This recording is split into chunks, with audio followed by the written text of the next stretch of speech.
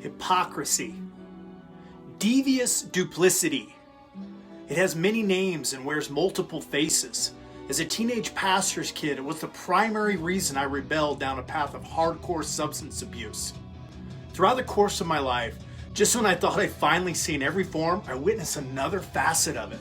My spouse saw its many carnivorous camouflages growing up in Brazil. Today, it's shrouded in the allure of blessings and prosperity, in the blanket of safety and security and protection. It masquerades in the name of religion, God, and Jesus, cloaked in the illusion of rights and privileges for the benefit and good of others.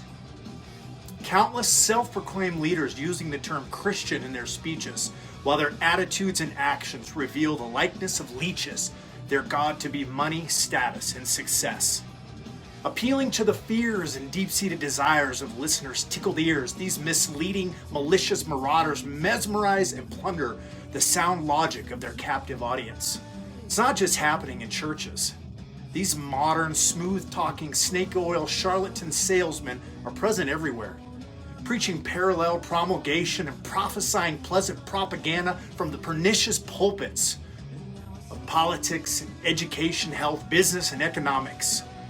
The masters in seditious ceremonial rituals of emotional sensationalism hypnotize and hype followers into becoming fierce advocates, pawns who promote their so-called claims, courses, and causes. Utilizing the subtle art of seduction, they coax others into their organizations and programs with eloquent words, stories filled with alleged claims of faith, the miraculous, and prosperity. Proclaiming to have ethics and morals that relate to one's values, shortly thereafter, followers are left feeling empty and hollow, passing themselves off as sanctimonious saviors, closing the savory sale. These soul-sucking assassins leave their scapegoats disappointed, disgruntled, and destitute. A harsh realization sets in after being taken for a sentimental ride, their hearts and pocketbooks bleeding, their dignity left high and dry. Only after it's too late do their followers realize it was a guise. They were played by the player, a genius in disguise. Like lambs to the slaughter, they'd been led astray by a wolf in sheep's clothing, a victim and the prey. Hypocrisy, the dubious double standard of strong delusion.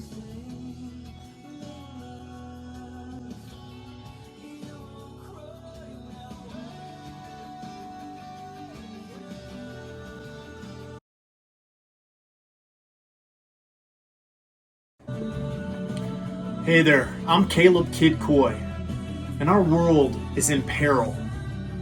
Our society is struggling, not only with an identity crisis, but with the pressure of having to choose ultimately a side. And whether we want to or not, ultimately, whether we choose or whether by silent acquiescence, a side will be chosen. It's a difficult place to be. It's a confusing state of mind at times to listen to the amount of disinformation and misinformation propaganda that is just pummeled at us on a regular daily basis. How do we filter and how do we discern what is truth, what is accurate, and what is a clouded, shrouded misconception meant to bend and sway our beliefs, our morals, and our values? Well, I know for me personally, it's been decades of research and due diligence, but it began with so much more than that. It began with a heart to seek the truth, a desire to find what was accurate in all the different various aspects of life. And whether it's faith, religion, business, economics, politics, it doesn't matter. Oftentimes, the people that are masquerading in various positions of influence are saying what we want to hear, not necessarily what the truth is or what's accurate. I don't know if you're like me, but I have a heart for justice. I have a heart to see people who have battled injustice find justice.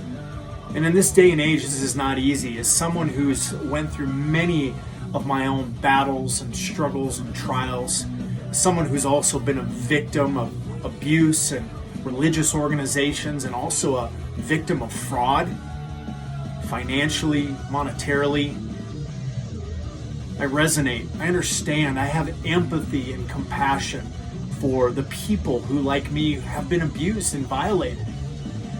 It feels so unfair at times, and it can cause us to feel resentment and oftentimes indifference and bitterness, which can create apathy and complacency and lukewarmness in our hearts and our minds. So often we have to realize that we do have the opportunity to rise above it. That while we may have been victimized, that we don't have to remain the victim. That we can become victorious, and that we can overcome any obstacle, any situation, any circumstance or adversity that's thrown our way. It requires a willingness to constantly make pivots in our lives as entrepreneurs, as parents, as mothers, as fathers, as people who are trying to find our way and find our place, if you will, in this journey of life. And it's so important, it's so crucial that we're living with passion and with purpose, and that we have a mission as we discover our identity and we realize who we truly are and what we've been created to do. That is a powerful purpose.